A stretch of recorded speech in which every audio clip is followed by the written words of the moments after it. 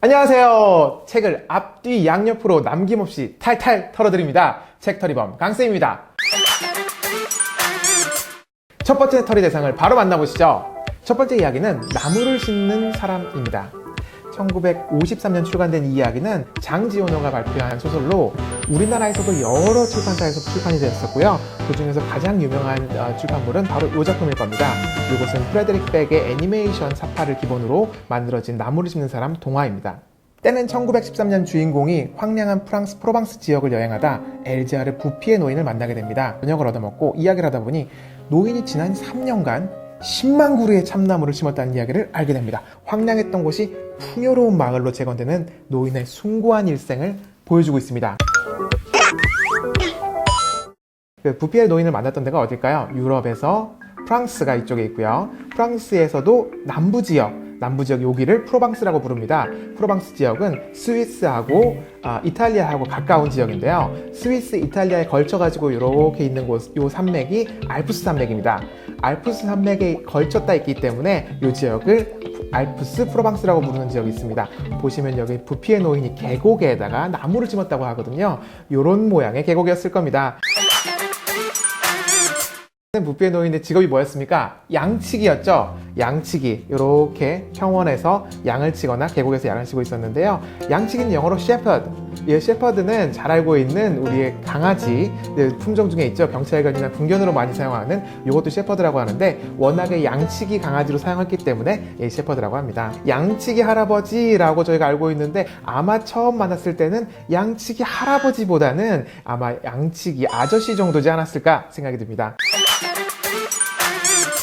부피 할아버지가 심었다고 하는 나무는 과연 무엇이었을까요? 여러 가지 책에서 보면은 떡갈나무라고 하는 데도 있고 도토리나무라고 하는 데도 있습니다. 찾아본 자료에 따르면은 이 책에서 나왔던 나무는 참나무라고 합니다. 동화책에서도 이렇게 나무가지가 옆으로 넓게 뻗어 있는 이것이 오크트리인데요. 우리나라에서도 잘 자라는 품종입니다. 참나무는 이렇게 도토리가 자라기 때문에 도토리 열매를 잘 불려가지고 땅속에다가 심게 되면 이 나무가 잘 자라는 편이라고 합니다. 특히 프랑스 프로방스 지역은 기온이 너무 적당하고 습도도 좋기 때문에 참나무가 잘 자라는 환경이라고 하고요. 실제로 프랑스 지역 전역의 40% 정도가 이 참나무로 이루어져 있다고 합니다. 두 번째 질문, 그럼 왜 나무를 심어야 했을까요? 1910년대에서 1947년에 이 프랑스 프로방스 지역의 환경을 한번 살펴보자면 당시는 산업혁명이 어느 정도 끝나고 상업이 많이 용성하다 보니까 나무의 수요가 급격히 증가했습니다. 이렇게 증가된 나무 수요를 발달된 증기기관을 이용해가지고 운송하다 보니까 어떻게 되겠어요? 많이 있던 그 산림들이 훼손되어 있는 문제가 있었겠죠.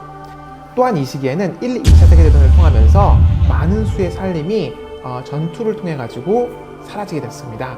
폭약이 터지고 참호를 파야 하고 이런 일이 많이 발생하다 보니까 산림들이 크게 훼손됐던 거죠. 이런 모습이 부피 할아버지가 중간중간에 봤던 어떤 프랑스 프로방스 지역의 모습이었을 겁니다.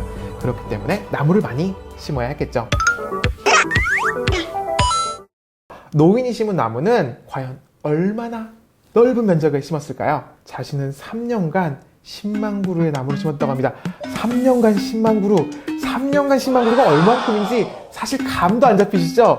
제가 얼만큼인지 눈으로 확실하게 보여드릴 수 있도록 준비했습니다. 3년간 10만 그루라고 한다면은 365일 곱하기 3년이죠. 그러니까 날짜로 따지면 1095일입니다. 하루에 심은 숫자는 무려 91.3그루가 됩니다. 여기서 한번 확인해 봐야 될 것은 참나무 한 그루당 차지하는 면적이 있을 겁니다. 이 면적을 한번 저희가 찾아봤는데요. 참나무가 적당하게 자라는 재배 면적은 5m 곱하기 5m입니다. 하지만 그 할아버지 같은 경우에는 숲에다 심다 보니까 약 한 3m 곱하기 3m 정도의 면적을 차지하지 않았을까라고 생각을 합니다. 이 정도 면적이 하루 심은 91그루 정도의 면적이라고 한다면 약 한 810제곱미터 정도의 면적을 차지하고 됩니다. 그러니까 우리 친구들이 알기 쉽게 학교 운동장으로 한번 비교를 해볼까요? 학교 운동장의 평균적인 면적이 3000제곱미터라고 합니다.